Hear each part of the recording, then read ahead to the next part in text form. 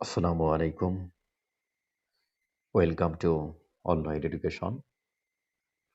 Hope all of you are keeping well by the grace of Almighty Allah. আজকের আলোচনা assertive sentence থেকে interrogative sentence অর্থাৎ assertive থেকে interrogative এবং একই সাথে ইন্টারোগেটিভ থেকে অ্যাসার্টিভ করার যে রুলসগুলো খুব সহজেই এবং অল্প সময়ের মধ্যে আমরা দেখে নেব। আমরা জানি অ্যাসার্টিভের অপর নাম হলো স্টেটমেন্ট, যাকে বর্ণনা বা বিবৃতি বলা হয়। বর্ণনা বা বিবৃতি বলা হয় যে সেন্টেন্স কোনো বর্ণনা বা বিবৃতি প্রকাশ করে তাকে অ্যাসার্টিভ সেন্টেন্স বলে, এবং যে সেন্টেন্স দ্বারা কোনো জিজ্ঞাসা করা হয়, কোনো প্রশ্ন করা হয়, তাকে ইন্টারোগেটিভ সেন্টেন্স বলা হয়।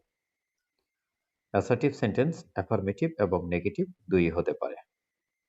অ্যাসার্টিভ সেন্টেন্স অ্যাফার্মেটিভ এবং নেগেটিভ দুইটাই হতে পারে, এবং আমরা যখন ইন্টারোগেটিভ করব তখন যদি অ্যাসার্টিভ সেন্টেন্সটা যদি অ্যাফার্মেটিভ হয় তাহলে ইন্টারোগেটিভ করার সময় অবশ্যই নট ইউজ করতে হবে, নট ইউজ করতে হবে।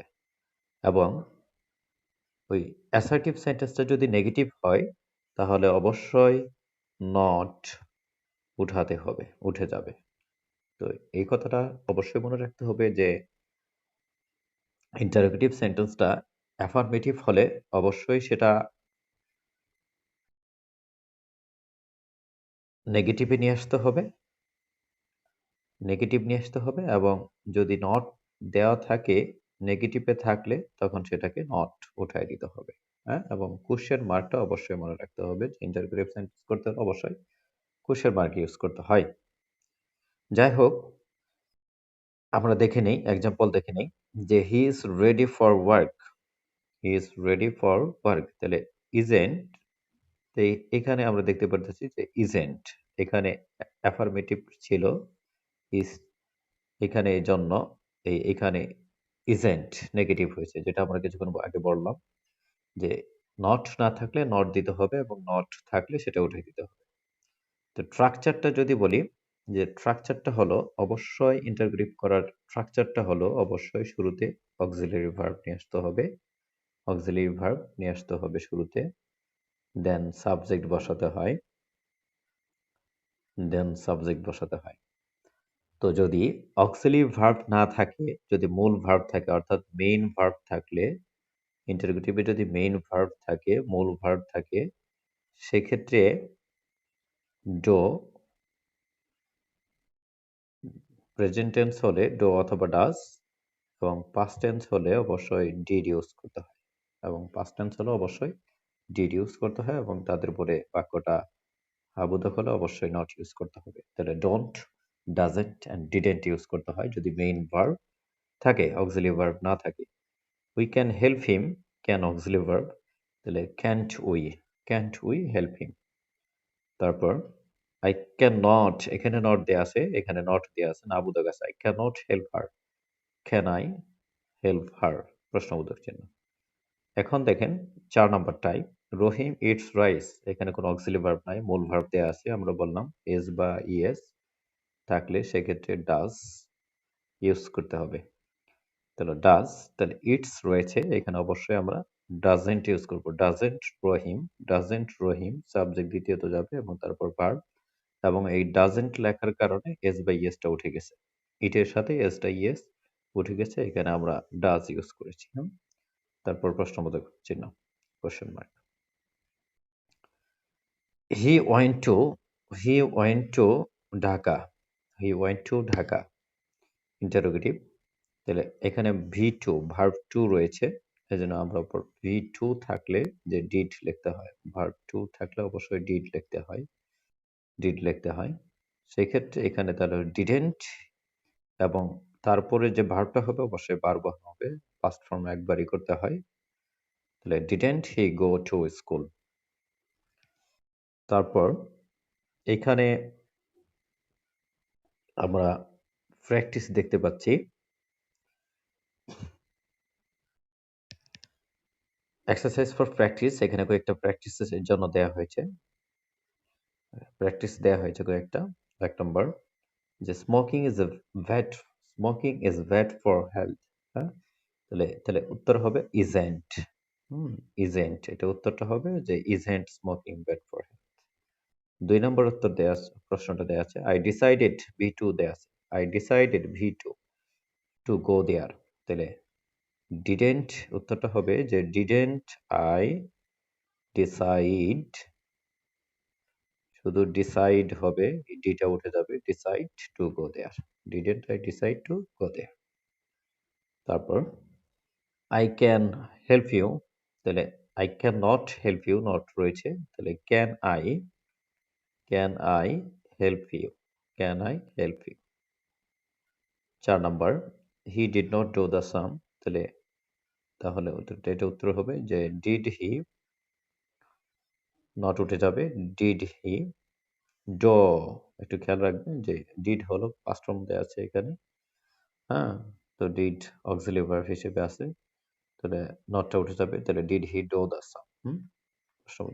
Did he do the sum, did he. তারপর man can not live alone, man can not live alone, can man live alone, can man, তারপর verb live alone, can man live alone.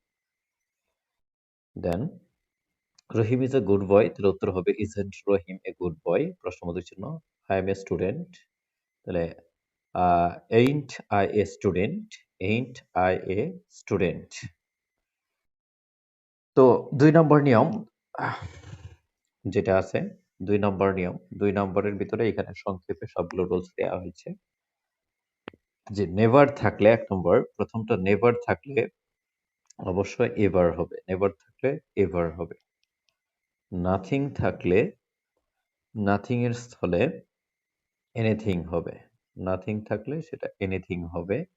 Never এর স্থলে, এটা আবার মনে রাখি যে never থাকলে এভার হবে, নাথিং থাকলে এনিথিং হবে, এবং শুধু যদি নো থাকে তাহলে সেটা আমরা এনি লিখে দেব, শুধু নো থাকলে এনি।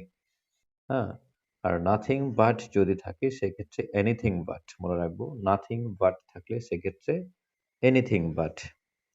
তারপর nobody, no one, nobody, nobody, no one, আমরা এগুলো মনে রাখবো। এখানে এন জাতীয় না বোধক ওয়ার্ডটি nobody, none, no one, none এর স্থলে হো হবে, শুধু হো হবে। হ্যাঁ, আমরা এখানে এভরিবডিটা কেটে দিচ্ছি।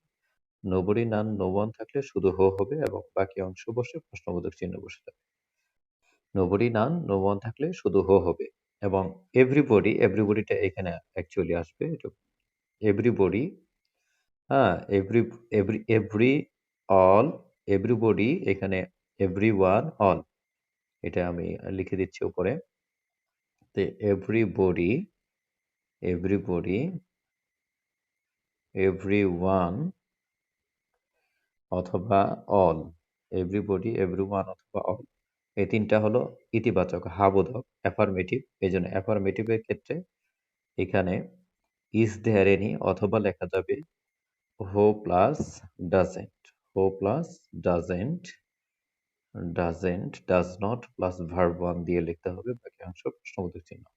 অর্থাৎ আমরা শুধু এটা মনে রাখবো, নোবডি, নো ওয়ান, নান এর ক্ষেত্রে শুধু হো, আর এভরিবডি, অল, এভরিওয়ান এদের ক্ষেত্রে হবে হো প্লাস ডাজেন্ট। হ্যাঁ, আমি হো প্লাস ডাজেন্ট আবার লিখে দিচ্ছি, হো প্লাস ডাজেন্ট হয়, এবং তারপর ভার্ব ওয়ান।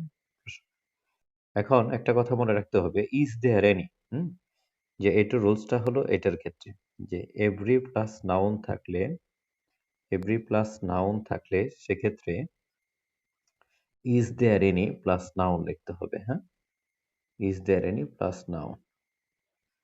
যেমন যেমন every man, every man wants to be happy, wants to be happy. আমি এখানে লিখে দিলাম every man wants to be happy. তাহলে এটা লিখতে হবে যে ইজ দেয়ার এনি ম্যান, তখন এই ইজ দেয়ার এনি, হ্যাঁ, ইজ দেয়ার এনি, আমি অ্যান্সারটা লিখতেছি যে is there any man, any man who does not does not লেখার পরে who does not want to be happy, হ্যাঁ, হু ডাজ নট ডট দিলাম, who does not want to be happy. তারপর there is no থাকলে is there any হবে, এবং এই ক্ষেত্রে অবশ্যই মনে রাখতে হবে যদি সেটা ব্যক্তি বোঝায় সেক্ষেত্রে, এবং হু দিয়ে করা যায়, এইটার দুইটার ভাবে করা যায়, দুইটা রোলস। এখানে ইজ দেয়ার এনি থাকলে, দেয়ার ইজ নো থাকলে sorry is there any, there is no থাকলে ইজ দেয়ার এনি। তারপর আমরা হো থাকলে অর্থাৎ যদি ইজ দেয়ার এনি এটা আমরা অন্যভাবে করতে পারি যে ব্যক্তি বোঝালে হো, এবং যদি থিং বস্তু বোঝায় সেক্ষেত্রে আমরা সেটা হোয়াট দিয়ে করবো। তাহলে ব্যক্তি বোঝালে হো, ব্যক্তি বোঝালে হো, এবং বস্তু বোঝালে হোয়াট, থিং লেখা আছে এখানে। তারপর ইট ইজ নো থাকলে, ইট ইজ নো, তাহলে ইট ইজ নো থাকলেও ইজ দেয়ার এনি অথবা হোয়াই দিয়ে করতে হয়। তাহলে ইট ইজ নো থাকলেও ইজ দেয়ার এনি অথবা হোয়াই দিয়ে করতে হয়। তারপর it doesn't matter, it doesn't matter, it doesn't matter থাকলে অবশ্যই এটা আমরা হোয়াট দো দিয়ে করব, অথবা ডাজ ইট ম্যাটার দুইভাবে করতে পারি, হোয়াট দো অথবা ডাজ ইট ম্যাটার। এটার একটা এক্সাম্পল দেয়া যাক, যেমন it doesn't matter, it doesn't matter, it doesn't matter if you come or not, if you come or not, it doesn't matter if you come or not। উত্তরটা লিখে দিচ্ছি যে what দো, ইট ডাজেন্ট ম্যাটার উঠাই দিয়ে, it doesn't matter banish করে দিয়ে what though if you come or not, অ্যান্সারটা হবে হোয়াট দো, শুধু হোয়াট দোটা আমরা দিয়ে দিব, হোয়াট দো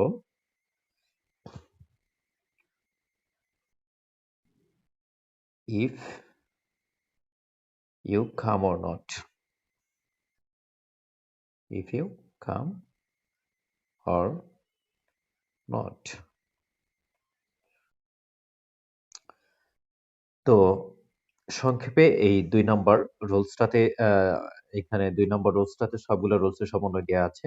এখানে যে রুলসগুলো আমরা দেখতে পাইলাম যে নেভার থাকলে এভার হয়, নাথিং থাকলে এনিথিং হয়, নাথিং বাট এর ক্ষেত্রে anything but, nobody none no one, হুটা কাটা দিছি নোবডি নান নো ওয়ান, এগুলোর ক্ষেত্রে শুধু হো হবে, এভরিবডি অল এভরিওয়ান এর ক্ষেত্রে হো প্লাস ডাজেন্ট হবে, ওটা লিখে দিছি, এবং যদি এভরি প্লাস নাউন হয় তখন ইজ দেয়ার এনি হবে।